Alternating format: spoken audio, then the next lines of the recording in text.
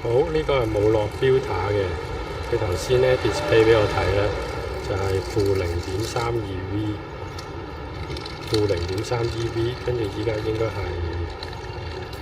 120格同埋100格同埋大概640嘅 ISO 啦。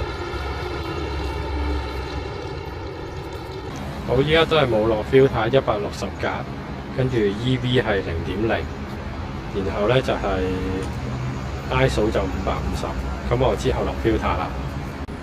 咁依家落咗 ND16嘅 filter，咁大概咧個 ISO 去到5000左右啦，跟住就1/100格 ，EV 咧都係 set 0嘅0.0。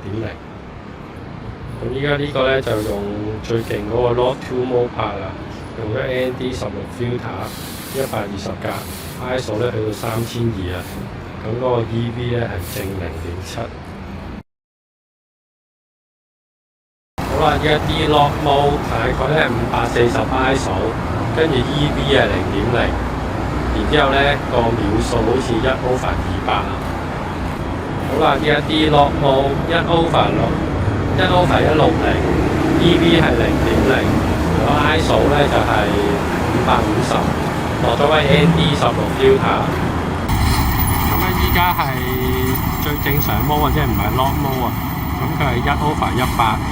咁個 EV 係0.0，跟住嗰個 ISO 係120啊，應該乾淨啲嘅，不過我唔知佢點樣出嚟。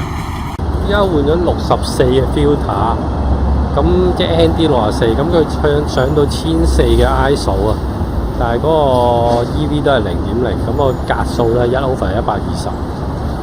咁依家用普通傻仔模啊1/100，跟住 ISO 係300，ISO 係350。